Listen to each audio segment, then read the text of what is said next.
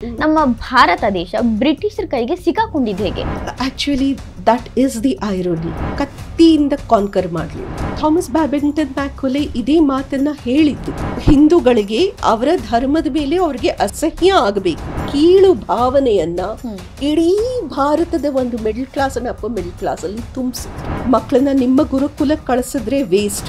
ಸ್ವಾತಂತ್ರ್ಯತ ಕೊಟ್ಬಿಟ್ಟು ಅತ್ಲಾಗ ಹೊಟ್ಟೋಗೋಣ ಅನ್ನೋದಕ್ಕೆ ಕ್ಯಾಟಲಿಸ್ಟ್ ಆ ನೇವಲ್ ಮ್ಯೂಟಿನ್. ಈ ರೀತಿ ಸೈನ್ಯ ಕಟ್ಟಿ ಇನ್ನೊಮ್ಮೆ ದಂಗೆ ಎದ್ರೆ ನಾವು ದೇಶ ಬಿಟ್ಟು ಹೋಗ್ಬೇಕಾಗತ್ತೆ ಅಂತ 1858 ಅಲ್ಲೇ ಕ್ವೀನ್ ವಿಕ್ಟೋರಿಯಾ ಎದುರುಗಡೆ ನಿಂತು ಈ ಮಾತು ಹೇಳಿದ್ರು. ನೀವು ಇತಿಹಾಸವನ್ನ ಎಲ್ಲ ಓದಿದ್ರೆ ಇತಿಹಾಸದ ಬಗ್ಗೆ ಸ್ವಲ್ಪ ಮಾತಾಡಿದ್ವಿ. ಈಗ ಭಾರತದ ಬ್ರಿಟಿಷರ ಬಗ್ಗೆನೂ ನೀವು ಸ್ವಲ್ಪ ಮಾತಾಡಿರೋದನ್ನ ನಾವು ನೋಡಿದೀವಿ. ನಮ್ಮ ಭಾರತ ದೇಶ ಬ್ರಿಟಿಷರ ಕೈಗೆ ಸಿಕ್ಕಾಕೊಂಡಿದ್ದು ಹೇಗೆ? Actually that is the irony. ಮುಸಲ್ಮಾನರ ಥರ ಬ್ರಿಟಿಷರು ನಮ್ಮನ್ನ ಕತ್ತಿ ಹಿಡಿದು ಅಷ್ಟೊಂದು ಕತ್ತಿಯಿಂದ ಕಾನ್ಕರ್ ಮಾಡಲಿಲ್ಲ. ನಾವು battles between British and Indians ಸ್ವಲ್ಪ ಕಮ್ಮಿ ಇದೆ. ಆಳಿರೋದು ಅವರು ಸ್ವಲ್ಪ ಕಮ್ಮಿನೆಯ. ಅವರು ಹೆಚ್ಚಿಗೆ ನಮ್ಮಲ್ಲಿದ್ದ ಸ್ವಾರ್ಥಗಳನ್ನು ಹುಡುಕಿ ಅದನ್ನು ದುರುಪಯೋಗ ಪಡಿಸ್ಕೊಂಡ್ರು. ಹೌದು. ಸೊ ಆ ಜಡ್ಜ್ಮೆಂಟ್ ಆಫ್ ಕ್ಯಾರೆಕ್ಟರ್ ಇತ್ತು ಅವ್ರಿಗೆ. ಇವ ಸ್ವಾರ್ಥಿ, ದೇಶಕ್ಕಾಗಿ ದ್ರೋಹ ಮಾಡ್ತಾನೆ, ಇವನನ್ನ ಹಿಡಿದ್ರೆ ಈ ಒಬ್ಬ ವ್ಯಕ್ತಿಯನ್ನ ಈ ಒಬ್ಬ ವ್ಯಕ್ತಿಯನ್ನ ಬುಟ್ಟಿಗೆ ಹಾಕೊಂಡ್ರೆ ಈ ರಾಜ್ಯ ನಮಗ್ ಸಿಗುತ್ತೆ ಅಂತ. ಸೊ ಥಾಮಸ್ ಬ್ಯಾಬಿಂಗ್ಟನ್ ಮ್ಯಾಕೌಲೆ ಇದೇ ಮಾತನ್ನ ಹೇಳಿದ್ದು ಬ್ರಿಟಿಷ್ ಪಾರ್ಲಿಮೆಂಟ್ ಅಲ್ಲಿ. ಮ್ಯಾಕೌಲೆ ಬಗ್ಗೆ ಈಗ ಅಲ್ಪ ಸ್ವಲ್ಪ ಎಲ್ಲರಿಗೂ ಗೊತ್ತಿದೆ, ಆದ್ರೆ ಪಾರ್ಲಿಮೆಂಟ್ ಅಲ್ಲಿ ನಿಂತು ಥಾಮಸ್ ಬ್ಯಾಬಿಂಗ್ಟನ್ ಮ್ಯಾಕೌಲೆ ಹೇಳಿದ ಮಾತಿದು. ನೇರ ಯುದ್ಧಕ್ಕಿಂತ ಅವ್ರನ್ನ ಇನ್ಫೀರಿಯಾರಿಟಿ ಕಾಂಪ್ಲೆಕ್ಸ್ ಅವ್ರಗಳ ಮನಸ್ಸಲ್ಲಿ ತುಂಬಿಸಿ ಅವರನ್ನ ಕಾನ್ಕರ್ ಮಾಡೋದು ಒಳ್ಳೇದು ಅಂತ. ಮ್ಯಾಕ್ಸ್ ಮುಲ್ಲರ್ ಒಬ್ಬ ಜರ್ಮನ್ ಪಾದ್ರಿ. ಇಷ್ಟದಪ್ಪ ಋಗ್ವೇದ ತಗೊಂಡು ಹೋಗಿ ಮ್ಯಾಕ್ಸ್ ಮುಲ್ಲರ್ಗೆ ಕೊಟ್ಟು, ನೀ ಇದನ್ನ ಹೇಗೆ ಟ್ರಾನ್ಸ್ಲೇಟ್ ಮಾಡಬೇಕು ಅಂದ್ರೆ, ಈ ಟ್ರಾನ್ಸ್ಲೇಷನ್ ಓದಿದ ತಕ್ಷಣ ಹಿಂದೂಗಳಿಗೆ ಅವರ ಧರ್ಮದ ಮೇಲೆ ಅವ್ರಿಗೆ ಅಸಹ್ಯ ಆಗಬೇಕು, ಆ ರೀತಿ ನೀನು ಇದನ್ನ ಟ್ರಾನ್ಸ್ಲೇಟ್ ಮಾಡಬೇಕು ಅಂತ ಹೇಳಿದ್ರು. ಇರೋದನ್ನ ಇಲ್ಲ, ಸುಮ್ಮನೆ ರೆಫರೆನ್ಸ್ ನೀನು ಅದನ್ನೇ ಮಾಡ್ತೀನಿ. ಮ್ಯಾಕ್ಸ್ ಮುಲ್ಲರ್ ಭಾರತಕ್ಕೆ ಕಾಲು ಇಡಲಿಲ್ಲ. ಜರ್ಮನಿಯಲ್ಲಿ ಹುಟ್ಟದ, ಜರ್ಮನಿಯಲ್ಲಿ ಸತ್ತದ. Rigveda, Bhagavad Gita translated by Max Muller, Rigveda translated by Max Muller, Upanishad translated by Max Muller. Bharat ಕಾಲು ಇಟ್ಟಿಲ್ಲ ರೀ ಅವ. ಯಾವ ಗ್ರಂಥ ನೀನ್ ಟ್ರಾನ್ಸ್ಲೇಟ್ ಮಾಡ್ತಿದೀಯೋ ಆ ಭೂಮಿಯನ್ನ ನೀನ್ ಮೆಟ್ಟಿಲ್ಲ, ನೋಡು ಇಲ್ಲ. ನೀನು he was a Christian abbot, he was a Christian priest and he was instructed. ಈ ಪುಸ್ತಕ ಓದಿದ ತಕ್ಷಣ ಇವರಿಗೆ ತಮ್ಮ ಧರ್ಮದ ಮೇಲೆ ಬೇಜಾರಾಗಬೇಕು, ಆ ರೀತಿ ನೀನು ಟ್ರಾನ್ಸ್ಲೇಟ್ ಮಾಡುವಂತ. ಈ ರೀತಿ ಮಾಡಿ ಇಟ್ ಇಸ್ ಬೇಜಾರಾಗುತ್ತೆ. ಯಾಕೆಂದ್ರೆ we are a superior culture. We are a superior culture. ನಾವು ಯಾವತ್ತೂ ಹೋಗಲಿಲ್ಲ ವಿಶ್ವದಲ್ಲಿ ಎಲ್ಲೆಲ್ಲೋ ಯಾರ್ಯಾರನ್ನು ಆಳ್ಕೊಂಡು, ಯಾರ್ಯಾರನ್ನು ಸುಮ್ಮನೆ ಶೂಟ್ ಮಾಡಿಕೊಂಡು, ಸುಮ್ಮನೆ ನೇಣು ಹಾಕ್ಕೊಂಡು ಓಡಾಡೋದು ನಾವಲ್ಲ. ನಮ್ಮ ಕಾನ್ಸ್ಟಿಟ್ಯೂಷನ್ನಲ್ಲಿ ಇವತ್ತಿಗೂ ಬರೆದಿದೆ, army is for self defence, we will never fire first ಅಂತ. ಹೌದು. ಮೊದಲನೇ ದಾಳಿ ನಾವು ಮಾಡೋದಿಲ್ಲ, ಯಾರು ಮಾಡಿದ್ರೆ ಡಿಫೆಂಡ್ ಮಾಡಲಿಕ್ಕೆ ನಾವು ಸೈನ್ಯವನ್ನ ಇಟ್ಕೊಂಡಿದ್ವಿ. ಈವನ್ ನ್ಯೂಕ್ಲಿಯರ್ ವೆಪನ್ಸ್ಗೆ ನೋ ಫಸ್ಟ್ ಯೂಸ್ ಅಂತ ಹೇಳ್ತೀವಿ ನಾವು. ಸೊ ಇಡೀ ಎಲ್ಲೆಲ್ಲೋ ಹೋಗಿ ಯಾರ್ಯಾರ ಮೇಲೂ ಆಕ್ರಮಣ ಮಾಡಿ, ಆಫ್ರಿಕಾದಲ್ಲಿ, ಇಂಡಿಯಾದಲ್ಲೂ ಅಷ್ಟೇ ಎಷ್ಟು ಜನ ಇಂಡಿಯನ್ಸ್ನ ಮಾರಿಷಸ್ ಕರ್ಕೊಂಡು ಹೋಗಿದ್ರು, ವಿಯೆಟ್ನಾಮಿಗೆ ಕರ್ಕೊಂಡು ಹೋಗಿದ್ರು, ಸಿಂಗಪೂರ್ಗೆ ಕರ್ಕೊಂಡು ಹೋದ್ರು as labourers. We are a superior culture. ನಮ್ಮ ಸಂಸ್ಕೃತಿ ಅವರ ಸಂಸ್ಕೃತಿಗಿಂತ ನಿಜವಾಗ್ಲೂ ಉದಾರ ಮನಸ್ಸಿನ ಸಂಸ್ಕೃತಿ. ಹೌದು.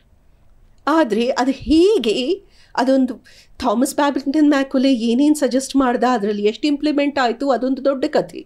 ಆದರೆ ಒಂಥರ ನೀವು ಹುಟ್ಟಿರೋದೇ ನಮ್ಮಿಂದ ಸಂಸ್ಕೃತಿ ಕಲ್ತ್ಕೊಳ್ಳೋದಿಕ್ಕೆ ಅಂತ ನಮ್ಮ ತಲೆಯಲ್ಲಿ ತುಂಬಿಸಿದ್ರು. ಅದು ಇವತ್ತಿಗೂ ಇದೆ.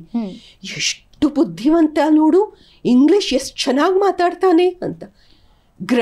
Speaking grammatically correct English does not mean that person is intelligent. ಆದರೆ ನಮ್ಮ ಮನಸ್ಸಿನಲ್ಲಿ ಅದು ತುಂಬಿಸಿದ್ದಾರೆ. ಹೌದು. ನೀನು ಸ್ಪೂನ್ನಲ್ಲಿ ತಿಂದರೆ ನೀನು ವ್ಯಾಕರಣಬದ್ಧವಾಗಿ ಸರಿಯಾಗಿ ಇಂಗ್ಲಿಷ್ನಲ್ಲಿ ಮಾತಾಡಿದ್ರೆ ನೀನು ಬುದ್ಧಿವಂತ.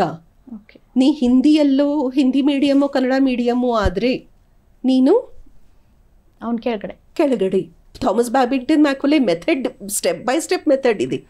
ನಮ್ಮಲ್ಲಿ ಆ ಇನ್ಫೀರಿಯಾರಿಟಿ ಕಾಂಪ್ಲೆಕ್ಸ್, ಆ ಕೀಳು ಭಾವನೆಯನ್ನ ಇಡೀ ಭಾರತದ ಒಂದು middle class and upper middle class ಅಲ್ಲಿ ತುಂಬಿಸಿದ್ರು. ಆ ಕೀಳು ಭಾವನೆ ಅನ್ಫಾರ್ಚುನೇಟ್ಲಿ 78 ವರ್ಷ ಆದ್ರೂ ಎಷ್ಟೋ ಜನಕ್ಕೆ ಇನ್ನೂ ಇದೆ. ಹೌದು.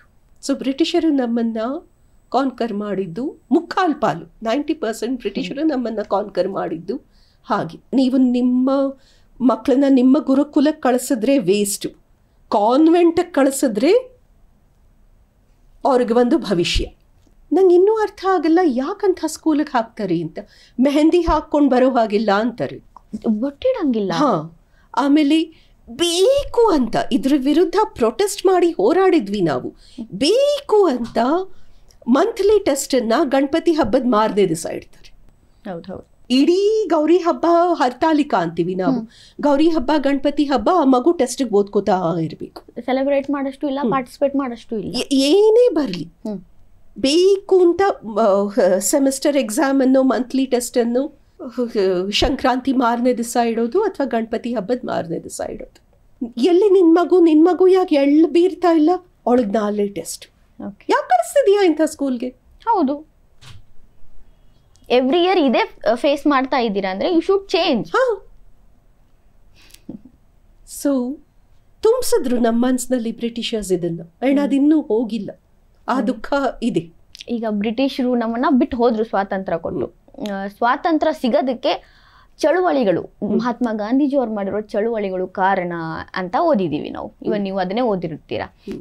ಅಷ್ಟೇ ಅಲ್ಲ, ಈಗ ಕಾಂಗ್ರೆಸ್ ಅವರು, ನಾನು ಬೇಕಂತ ಮೆನ್ಷನ್ ಮಾಡ್ತಿಲ್ಲ, ಕಾಂಗ್ರೆಸ್ ಅವರು ನಮ್ಮಿಂದಾನೇ ಸ್ವಾತಂತ್ರ್ಯ ಬಂತು, ನಾವೇ ಸ್ವಾತಂತ್ರ್ಯ ಕೊಡ್ಸಿದ್ವಿ, ಅಹಿಂಸಾ ಚಳುವಳಿ ಮುಖ್ಯ ಕಾರಣ ಅಂತಾರೆ. ಅದರಿಂದಾನೇ ಬಂತ ಮೇಡಮ್? ಅವರು ಅಹಿಂಸೆಯಿಂದ ಕೂತ್ಕೊಂಡಿದ್ದಕ್ಕೆ ಬಂತ? ಯಾರು ಬಲಿನೇ ಆಗ್ಲಿಲ್ವಾ? ನಿಜವಾಗ್ಲೂ ಪಠ್ಯಪುಸ್ತಕದಲ್ಲಿ ಹೆಂಗೆ ಬರ್ದಿತ್ತು ಹಂಗೆ ಜ್ಞಾಪಕ ಇದೆ ನನಗೆ ಇವತ್ತಿಗೂ. 1942 ಭಾರತ ಬಿಟ್ಟು ತೊಲಗಿ ಅಂತ ಚಳುವಳಿ ಆಯ್ತು. ಅದಕ್ಕೆ 1947 ಬ್ರಿಟಿಷರು ಭಾರತ ಬಿಟ್ಟು ತೊಲಗಿದ್ರು ಅಂತ. 42 ಭಾರತ ಬಿಟ್ಟು ತೊಲಗಿ ಅಂತ ಕಿರ್ಚಿದ್ರಂತೆ. 5 ವರ್ಷ ಆದ್ಮೇಲೆ ಬ್ರಿಟಿಷರು 5 ವರ್ಷದಿಂದ ಭಾರತ ಬಿಟ್ಟು ತೊಲಗಿ ಅಂತ ಹೇಳಿದ್ರಲ್ಲ, ಬನ್ನಿ ಬಿಟ್ಟು ಹೋಗೋಣ ಅಂತ ಹೇಳಿ ಹೋದ್ರಂತೆ. This is the history we have been taught. ಹೌದು. 10 ವರ್ಷದ ಮಗುಗೆ ಹೇಳಿದ್ರು ನಗುತ್ತೆ. 1858 ಕ್ವೀನ್ ವಿಕ್ಟೋರಿಯಾ ಆಕ್ಟ್ ಪಾಸ್ ಆಯ್ತು. 1857 ಕಾಜು 1857 ರೆಬೆಲಿಯನ್ ಆದ್ಮೇಲೆ 1858 ಈಸ್ಟ್ ಇಂಡಿಯಾ ಕಂಪನಿಯಿಂದ ಕ್ವೀನ್ ವಿಕ್ಟೋರಿಯಾ ಕೈಗೆ ಬಂತು ಸಾಮ್ರಾಜ್ಯ. ಕ್ವೀನ್ ವಿಕ್ಟೋರಿಯಾ ಆಕ್ಟ್ ಇದಾಯ್ತು. ಅದಕ್ಕೆ ಅಲ್ಲಿಂದ 1857ಗಿಂತ ಮುಂಚೆ ನಮಗೆ ಗವರ್ನರ್ ಜನರಲ್ಸ್ ಇರ್ತಾರೆ. 1857 ಆದ್ಮೇಲೆ ನಮಗೆ ವೈಸ್ರಾಯ್ಗಳು ಜಾಸ್ತಿ ಆಗ್ತಾರೆ. ಹೌದು, because we came directly under queen Victoria. ಆಗಲೇ ಆ ಜನರಲ್ಸು ಮಹಾರಾಣಿಗೆ ಹೇಳ್ತಾರೆ, ಈ ಸರ್ತಿ ಹಾಗೂ ಹೀಗೂ ತುಂಬ ಭಾರತೀಯರು ತಾವೇ ಸೈನ್ಯ ಕಟ್ಟಿ, ತಾವೇ ಒಂದು ಸೈನ್ಯ ಎಬ್ಸಿ ನಮ್ಮ ಮೇಲೆ ದಂಗೆ ಬಂದ್ರು. ಈ ಸರ್ತಿ ಹಾಗೂ ಹೀಗೂ ಅದನ್ನ ಮಟ್ಟ ಹಾಕಿದೀವಿ. ಯಾಕೆಂದ್ರೆ ಹಲವಾರು ರಾಜರು ಈ ದಂಗೆಗೆ ಒಳಗೆ ಸೇರಿಕೊಳ್ಳಲಿಲ್ಲ. ಹೌದು, ಸ್ವಲ್ಪ ಜನ ಹೊರಗೆ ಉಳ್ಕೊಂಡ್ರು. ಇನ್ಫ್ಯಾಕ್ಟ್ ಸಿಖ್ರು 1857 ಪಾರ್ಟಿಸಿಪೇಟ್ ಮಾಡಲಿಲ್ಲ. They chose the entire Sikh kingdom chose not to participate in 1857. ಅದಕ್ಕೆ ಅದ್ರದ್ದು ಬೇರೆ ಕಥೆ ಇದೆ. ಮೈಸೂರು ಪಾರ್ಟಿಸಿಪೇಟ್ ಮಾಡಲಿಲ್ಲ, ಯಾಕೆಂದ್ರೆ we were under British rule. ಹೌದು. ಸೊ ಹಲವಾರು ಸಾಮ್ರಾಜ್ಯಗಳು 1857 ತಮ್ಮ ಸೈನಿಕರನ್ನ ಕಳಿಸ್ಲಿಲ್ಲ. ದಂಗೆ ಎದ್ರು ಸೈನಿಕರೆಲ್ಲ. ಭಾರತ ತಾನೇ ಒಂದು ಸೈನ್ಯವನ್ನ ಎದ್ದು ನಿಲ್ಲಿಸಿ ಸೈನ್ಯ ಕಟ್ಟಿ ದಂಗೆ ಎದ್ರು. ಈ ಸತಿ ಹಾಗೂ ಹೀಗೂ ಇದನ್ನ ಮಟ್ಟ ಹಾಕಿದೀವಿ. ಇದು ಇನ್ನೊಮ್ಮೆ ಆದರೆ ಮಟ್ಟ ಹಾಕ್ಲಿಕ್ಕೆ ಆಗೋದಿಲ್ಲ, ಅಥವಾ ಮಟ್ಟ ಹಾಕಿದ್ರು ಆಳೋದು ತುಂಬಾ ಕಷ್ಟ ಆಗುತ್ತೆ. ಈ ಘಟನೆ ಇನ್ನೊಮ್ಮೆ ಆದ್ರೆ ದೇಶ ಬಿಟ್ಟು ಹೋಗೋದು ಫೈನಾನ್ಷಿಯಲಿ ಒಳ್ಳೆಯದು, ದೇಶ ಬಿಟ್ಟು ಹೋಗೋದೇ ಒಳ್ಳೆಯದು. ಈ ರೀತಿ ಸೈನ್ಯ ಕಟ್ಟಿ ಇನ್ನೊಮ್ಮೆ ದಂಗೆ ಎದ್ರೆ ನಾವು ದೇಶ ಬಿಟ್ಟು ಹೋಗ್ಬೇಕಾಗತ್ತೆ ಅಂತ 1858 ಅಲ್ಲೇ ಹೇಳಿದ್ರು. ಎಷ್ಟೋ ಆರ್ಮಿ ಜನರಲ್ಸು ಕ್ವೀನ್ ವಿಕ್ಟೋರಿಯಾ ಎದುರುಗಡೆ ನಿಂತು ಈ ಮಾತು ಹೇಳಿದ್ರು. ಆ ದೇಶ ಇಡೀ ಒಟ್ಟಾಗಿ ದುಡ್ಡು ಶೇಖರಣೆ ಮಾಡಿ ಸೈನ್ಯ ಕಟ್ಟಿ Indian National army Azad Hind fauj ಬಂದಿದ್ದು 40ಸ್ನಲ್ಲಿ.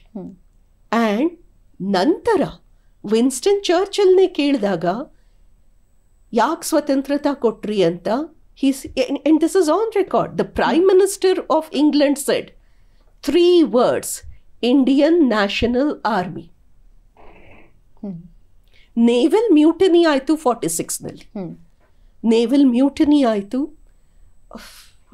ಸಿಪಾಯಿ ಮ್ಯೂಟನಿ ಅಂತ ಓದ್ತೀವಿ. ಯಾವ ಟೆಕ್ಸ್ಟ್ ಬುಕ್ನಲ್ಲೂ ನೇವಲ್ ಮ್ಯೂಟನಿ ಬಗ್ಗೆ ಬರೆಯೋದಿಲ್ಲ. ಯಾಕೆಂದ್ರೆ ಸ್ವಾತಂತ್ರ್ಯತ ಕೊಟ್ಬಿಟ್ಟು ಅತ್ಲಾಗ ಹೊಟ್ಟೋಗೋಣ ಅನ್ನೋದಕ್ಕೆ ಕ್ಯಾಟಲಿಸ್ಟ್ ಆ ನೇವಲ್ ಮ್ಯೂಟನಿ ಆಯಿತು.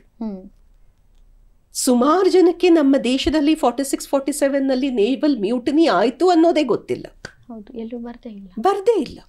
ಸೊ ನೇವಲ್ ಮ್ಯೂಟನಿ ಆದ ತಕ್ಷಣ ದ ಇಂಡಾಮಿಟಬಲ್ ಸರ್ದಾರ್ ಅಂತ ಒಂದು ತುಂಬಾ ಒಳ್ಳೆ ಪುಸ್ತಕ ಇದೆ, ಎಲ್ಲಾರು ಸಿಕ್ಕಿದ್ರೆ ಓದಿ. ಬ್ರಿಟಿಷ್ ಸರ್ಕಾರ ಸರ್ದಾರ್ ವಲ್ಲಭಾಯ್ ಪಟೇಲ್ನ ಕರೆಸ್ತಾರೆ ಹಿಂದೂಸ್ತಾನಿ ಸೈನಿಕರ ಜೊತೆ ನೀವ್ ಹೋಗಿ ಮಾತಾಡಿ ಅಂತ. ಸುಮ್ನೆ ಕೂತ್ಕೊಂಡು ಆರ್ಟಿಕಲ್ ಬರೆಯಕ್ ನೆಹರು ಸಹಿ, ಹೋಗಿ ಎಲ್ಲ ಸರಿ ಮಾಡಿ ಬರೋದಕ್ಕೆ ಪಟೇಲ್ ಬೇಕಾಗಿತ್ತು. ಅಲ್ಲಿ ಮಾತನಾಡಿತಿತ್ತು. 46ಅಲ್ಲೇ ಬಂದ್ರು ಮೌಂಟ್ ಬ್ಯಾಟನ್. ಮುಂದಿನ August 15th 1947 ಸ್ವತಂತ್ರತಾ ಕೊಡ್ತೀವಿ ಅನ್ನೋದು October 46ಅಲ್ಲೇ ಅನೌನ್ಸ್ ಆಯ್ತು ಅಲ್ವಾ. October 1946ನಲ್ಲಿ ಎಲ್ಲ ಪ್ರಾಸೆಸ್ ಮುಗಿಸಿ ವಿಭಾಜನೆ ಮಾಡಿ August 15, 1947 ಸ್ವತಂತ್ರತಾ ಕೊಡ್ತೀವಿ ಅನ್ನೋದು ಅನೌನ್ಸ್ ಆಗಿತ್ತು. It is not like they woke up on 15th and went. 10 ತಿಂಗಳ ಹಿಂದೆನೆ this is the date of independence ಅಂತ ಅನೌನ್ಸ್ ಮಾಡಿದ್ರು. ಮೌಂಟ್ ಬ್ಯಾಟನ್ ಅನೌನ್ಸ್ ಮಾಡೋದಕ್ಕೆ ಮುಖ್ಯ ಕಾರಣ ಏನು? Naval mutiny. So I am hoping ಸಿಪಾಯಿ ಮ್ಯೂಟನಿ ಬಗ್ಗೆ ಹೇಗೆ ದೊಡ್ಡ ಚಾಪ್ಟರ್ ಇದೆಯೋ, ನೇವಲ್ ಮ್ಯೂಟನಿ ಬಗ್ಗೆ ಹಾಗೆಯಾ Indian National Army and Subhash Chandra Bose, let's assume he died in the plane crash. For argument's sake, let's assume he died in the plane crash. Whether he died or not is another huge chapter. For argument's sake, if we assume he died in the plane crash, even then, he was still the leader of the Indian National Army. And Manipur Mizoram already Indian National Army free ಮಾಡಿಸಿತ್ತು. ಈ ಮಾತು ನೆನಪಿರ್ಲಿ. ಮಣಿಪುರ್ ಮಿಜೋರಂ ಎರಡು ಆಗ್ಲೇ free ಆಗಿತ್ತು. ಇಷ್ಟಿಷ್ಟೇ ಅಗ್ಲ ರಾಜ್ಯ ಇರಬಹುದು, ಆದ್ರೆ ಇಷ್ಟಗ್ಲ Hindustan INA ಕೈಗೆ ಬಂದಾಗಿತ್ತು. ತಮ್ಮದೇ ನೋಟ್ಸ್ ಸಹಿತ ಅಲ್ಲಿ ಒಂದು ಭಾರತ ಸರ್ಕಾರ ಶುರು ಮಾಡಿ ಅಲ್ಲಿದೆ ನೋಟ್ಸ್ ಸಹಿತ ಅವರು ಪ್ರಿಂಟ್ ಮಾಡಿಸಿದ್ರು. ಸೊ ದ ಮೇನ್ ರೀಸನ್, ಮುಖ್ಯ ಕಾರಣ ಅತ್ಲಾಗ ಹೊರಟೋಗೋಣ ಅಂದಿದ್ದು Indian National Army and naval mutiny. ಇಲ್ಲದೆ ಹೋದ್ರೆ ಈ ಚರ್ಕ ತಿರ್ಗಿಸ್ಕೊಂಡೇ ಕೂತಿರ್ತಿದ್ವಿ. ಚರ್ಕ ತಿರ್ಗಿಸ್ಕೊಂಡೇ ಕೂತಿರ್ತಿದ್ವಿ. ರಣದೀಪ್ ಹುಡಾದು ವೀರ್ ಸಾವರ್ಕರ್ ಪಿಕ್ಚರ್ ಬಂದಿತ್ತು ಮೊನ್ನೆ. ಹೌದು, ನಾನು ನೋಡಿದ್ದೀನಿ. ನಾನು ನನ್ನ ಮಕ್ಕಳನ್ನ ಕರ್ಕೊಂಡು ಹೋಗಿದ್ದೆ. ಅದರಲ್ಲಿ it's a true story. Veer Savarkar actually ಈ ಮಾತು ಹೇಳಿದ್ರು, ಎಂಥ ಹಿಂಸೆ. ಹಾಗಿದ್ದಿದ್ರೆ ರಾವಣನ ಅರಮನೆ ಮುಂದೆ ಕೂತ್ಕೊಂಡು ಉಪವಾಸ ಸತ್ಯಾಗ್ರಹ ಮಾಡ್ತಿದ್ದ. ಬಿಟ್ಬಿಡು ಸೀತೆನ ಅಂತ ಬಿಟ್ಬಿಡ್ತಿದ್ನ Ravana ಸೀತೆನ.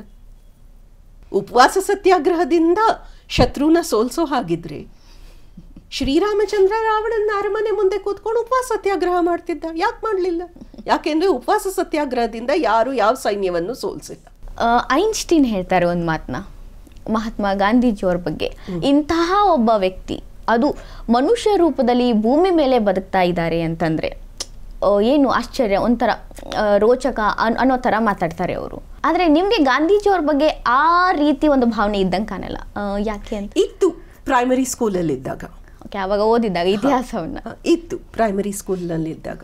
Einstein Nobel laureate Albert Einstein, Nobel laureate Albert ಐನ್ಸ್ಟೈನ್ಗೆ ಗಾಂಧೀಜಿದ್ದೆ ರಾತ್ರಿ ಮಲ್ಕೊ ಬನ್ನಿ ಅಂತ ಕರಿತಾ ಇದ್ದಿದ್ ವಿಷಯ ಗೊತ್ತಿರಲಿಲ್ಲ. ವೆರಿ ಟ್ರೂ ಅಲ್ವಾ? ನಮಗೂ ಗೊತ್ತಿಲ್ಲದೆ ಇದ್ದಾಗ ನಾವು ಅಕ್ಟೋಬರ್ 2 ಫೋಟೋ ಹಾಕ್ತಾ ಇದ್ವಿ, ಹಾರ ಹಾಕ್ತಾ ಇದ್ವಿ, ಪ್ರೌಡ್. ಹಾಂ. ಸೊ ಏನು ಗಾಂಧಿಯ ಬಗ್ಗೆ ಎಷ್ಟೋ ವಿಷಯಗಳು ಈಗೀಗ ಆಚೆ ಬರ್ತಾ ಇದೆ. ಹೌದು. ಲಾಹೋರ್ ಕಾಂಗ್ರೆಸ್ ಸೆಷನ್ ಆದಾಗ ಇಟ್ ಇಸ್ ಆನ್ ರೆಕಾರ್ಡ್, ನೀವೇ ತೆಗೆದು ಹುಡುಕೊಳ್ಳಿ, ಓದಿ. ಖುಷ್ವಂತ್ ಸಿಂಗ್ದು ಪುಸ್ತಕ ಇದೆ, ಖುಷ್ವಂತ್ ಸಿಂಗ್ ಭಗತ್ ಸಿಂಗ್ ಮೇಲೆ ಒಂದು ತುಂಬ ಒಳ್ಳೆ ಪುಸ್ತಕ ಬರೆದಿದೆ. ಲಾಹೋರ್ ಕಾಂಗ್ರೆಸ್ ಸೆಷನ್ ಆದಾಗ ಎಲ್ಲರೂ ಆ್ಯಂಡ್ ನ್ಯೂಸ್ ಪೇಪರ್ ರಿಪೋರ್ಟ್ ಸಹಿತ ಬರುತ್ತೆ, ಎಲ್ಲರೂ ಮೊಟ್ಟೆ ಚಪ್ಪಲಿ ತಗೊಂಡು ಬಂದಿದ್ರು ಗಾಂಧಿ ಮೇಲೆ ಎಸೆಯೋಕ್ಕೆ. ಭಗತ್ ಸಿಂಗ್, ಸುಖದೇವ್ ಠಾಕೂರ್, ಶಿವರಾಮ್ ರಾಜ್ಗುರುನ ನೀವು ಮನಸ್ಸು ಮಾಡಿದ್ರೆ ಬಿಡಿಸ್ಬಹುದಾಗಿತ್ತು, ನೀವು ಬಿಡಿಸಲಿಲ್ಲ, ನೀವು ಮನಸ್ಸು ಮಾಡಲಿಲ್ಲ ಅಂತ ನ್ಯೂಸ್ ಪೇಪರ್ ರಿಪೋರ್ಟರ್ಸ್ ಹೇಳ್ತಾರೆ. ಇಲ್ಲಿ ಅರ್ಧಕ್ಕರ್ಧ ಜನ ಮೊಟ್ಟೆ ಟೊಮೆಟೊ ಚಪ್ಪಲಿ ತಗೊಂಡು ಬಂದಿದ್ದಾರೆ, ಗ್ರೌಂಡ್ ಅಲ್ಲಿ ಇದ್ರು. ಗಾಂಧಿ ತಲೆ ಮೇಲೆ ಎಸೆಯಕ್ಕೆ ಅಂತ. ಇದು ಗೊತ್ತಾದ ಕಾಂಗ್ರೆಸ್ ಏನ್ ಮಾಡಿದ್ರು, ಭಗತ್ ಸಿಂಗ್ ತಂದೆನ ಕರ್ಕೊಂಡು ಬಂದು MK ಗಾಂಧಿ ಪಕ್ಕ ಕೂರಿಸಿದ್ರು. ತಂದ ಮೊಟ್ಟೆ ತಂದ ಚಪ್ಪಲಿನೆಲ್ಲ ಜನರು ಹಾಗೆ ವಾಪಸ್ ತಗೊಂಡು ಹೋದ್ರು. ಅಪ್ಪಿ ತಪ್ಪಿಯೂ ಭಗತ್ ಸಿಂಗ್ ತಂದೆ ತಾಕದಲ್ಲೇ ಇರಲಿ ಅಂತ ಕವಚವಾಗಿ ನಿಂತು ಮೊಟ್ಟೆ ಟೊಮೆಟೊ ಇಂದ ಗಾಂಧಿಯನ್ನ ಬಚಾಯಿಸಿದ್ದು ಭಗತ್ ಸಿಂಗ್ ತಂದೆ. And this is on record. ಐನ್ಸ್ಟೈನ್ಗೆ ಈ ವಿಷಯ ಗೊತ್ತಿರಲಿಲ್ಲ. ಹೌದು. Einstein did not know this. ಒಂದು ನಿಮಿಷ ನೀವೇ ಯೋಚಿಸಿ ಹೇಳಿ ಸಾವಿತ್ರಿ, ಇವತ್ತಿನ ದಿವಸ ಆಮೀರ್ ಖಾನ್ ಮೇಲೆ ನಮಗಿರೋ ದೊಡ್ಡ ಕಂಪ್ಲೇಂಟ್ ಏನು? ಫಸಲ್ ಪೂಜೆ ಮಾಡಿಸ್ತಾ ಇದ್ದೀನಿ ಅಂದ್ಬಿಟ್ಟು ದೊಡ್ಡದಾಗಿ ತಿಲ್ಕ ಇಟ್ಕೊಂಡು ಬರೋದು, ಆಮೇಲೆ ಪಿಕ್ಚರ್ ಅಲ್ಲಿ ಪಾಕಿಸ್ತಾನಿ ಪ್ರೇಮಿ ಆಗೋದು. Very true. ಅಂಡ್ ಎಲ್ಲರೂ ಆಮೀರ್ ಖಾನ್ನ ಬೈದಿದ್ದು ಯಾತಕ್ಕೆ? ಟರ್ಕಿ ಭಾರತದ ಶತ್ರು, ನೀನು ಪಾಕಿಸ್ತಾನಕ್ಕೆ ಸಪೋರ್ಟ್ ಮಾಡ. ಟರ್ಕಿ ಪ್ರೆಸಿಡೆಂಟ್ನ ಅವನ ಹೆಂಡತಿನ ಮೀಟ್ ಮಾಡದೆ ಹೋಗಿ ಟರ್ಕಿ ಪ್ರೆಸಿಡೆಂಟ್ನ ಫ್ರೆಂಡ್, ಟರ್ಕಿಗೂ ಭಾರತಕ್ಕೂ ಆಗಲ್ಲ ಅಂತ ಗೊತ್ತಿದ್ದು ನೀನ್ ಅಲ್ಲಿ ಹಿಹಿ ಅಂತ ಎರ್ದೋಗಾನ್ನ ಅವನ ಹೆಂಡತಿನ ಮೀಟ್ ಮಾಡ್ಬಿಟ್ಟು ಫೋಟೋ ತೆಗೆಸ್ಕೊಂಡು ಟೀ ಕುಡ್ಕೊಂಡು. So when you know this country hates me, ಆ ಪ್ರೆಸಿಡೆಂಟ್ನ ನೀನು ಯಾಕೆ ಮೀಟ್ ಮಾಡಕ್ ಹೋಗಿದ್ದೆ ಅಂತ. This is a major question that ಜನ ಇವತ್ತಿಗೂ ಆಮೀರ್ ಖಾನ್ನ ಕೇಳ್ತಾರೆ. ಈ ಟರ್ಕಿ ನಮ್ಮ ಶತ್ರು, ಅಲ್ಲಿ ಯಾಕೆ ಹಿಹಿ ಅನ್ಕೊಂಡು ಅವ್ರ ಆತಿಥ್ಯ ನೀನು ಸ್ವೀಕರಿಸದೆ ಅಂತ ಇವತ್ತಿಗೂ ಜನರಿಗೆ ಆಮೀರ್ ಖಾನ್ ಮೇಲೆ ಸಿಟ್ಟಿದೆ. ಹೌದಾ? ಹೌದು, ಎಲ್ಲಾರ್ಗೂ ಇದೆ. ಅಂದ್ರೆ ದೇಶಭಕ್ತರಿಗೆ ಎಲ್ಲಾರ್ಗೂ ಇದೆ. MK ಗಾಂಧಿ ಮಾಡಿದ್ದೇನು? ಖಿಲಾಫತ್ ಮೂವ್ಮೆಂಟ್ ಆಗಿದ್ಯಾತಕ್ಕೆ? ಟರ್ಕಿಯಲ್ಲಿ ಟರ್ಕಿಯ ಮುಸಲ್ಮಾನರ ಮೇಲೆ ಯಾರೋ ದೌರ್ಜನ್ಯ ಮಾಡ್ತಿದ್ದಾರೆ ಅಂತ ಇಲ್ಲಿ MK ಗಾಂಧಿ ಕೂತ್ಕೊಂಡು ಕಣ್ಣೀರ್ ಹಾಕ್ತಿದ್ರು. ಏನ್ ಪ್ರೇಮ ಟರ್ಕಿ ಮೇಲೆ? ಮತ್ ನಿಮ್ಗೂ ಆಮೀರ್ ಖಾನ್ಗೂ ಏನ್? ಮತ್ತೆ ಆಮೀರ್ ಖಾನ್ನ ಯಾಕೆ ಬೈಬೇಕು ನಾವು? ಮಹಾತ್ಮ ಗಾಂಧಿನ ಇನ್ಸ್ಪೈರ್ ಆಗಿ ತಗೊಂಡಿದ್ದಾರೆ. ಟರ್ಕಿಯಲ್ಲಿ ಟರ್ಕಿಯ ಮುಸಲ್ಮಾನರ ಮೇಲೆ ಯಾರೋ ದೌರ್ಜನ್ಯ ಮಾಡ್ತಿದ್ದಾರೆ ಅಂತ ಇಲ್ಲಿ ಕೂತ್ಕೊಂಡು ಖಿಲಾಫತ್ ಮೂವ್ಮೆಂಟ್ ಮಾಡ್ಕೊಂಡು ಟರ್ಕಿ ಮುಸಲ್ಮಾನರಿಗೆ ಕಷ್ಟ ಆಗ್ತಿದೆ ಅಂತ ಆಳ್ತಾ ಇದ್ರು. ವೈ? तो आप डिसाइड करो ना, कौन से देश के नायक हो आप? Are you leading Indians or are you leading Turkish? Yes. Khilafat movement ಆಗಿದ್ಯಾಕೆ ಟರ್ಕಿಯಲ್ಲಿ ಮುಸಲ್ಮಾನರು ಆಳ್ತಾ ಇದ್ದಾರೆ ಅಂತ. ನೆಹರು ಅವ್ರಿಗೆ ಬರೋಣ. ಮಾಡರ್ನ್ ಇಂಡಿಯಾ ಶಿಲ್ಪಿ. You judge a person by his legacy. 47 to 62 Nehru ಮಾಡಿರೋ 97 ದೊಡ್ಡ ತಪ್ಪುಗಳು. ಚೈನಾ ಟಿಬೆಟ್ನ ಆಕ್ರಮಿಸ್ಕೋತಾ ಇದ್ದಾಗ ಚೈನೀಸ್ ಸೈನಿಕರಿಗೆ ಊಟ ಕಳಿಸಿದ್ವಿ. ಲಿಯಾಕತ್ ಅಲಿ ಖಾನ್ ಮತ್ತೆ ನೆಹರು ಮಧ್ಯೆ ಕ್ಲಿಯರ್ ಆಗಿ ಒಪ್ಪಂದ ಆಗಿತ್ತು. ಗೂಗಲ್ ಮಾಡಿ, JRD Tata talks about Nehru ಅಂತ. ಇವತ್ತಿಗೂ ವಾಟ್ಸಾಪ್ ಅಲ್ಲಿ ಆ ವಿಡಿಯೋ ಓಡಾಡ್ತಾನೆ ಇದೆ.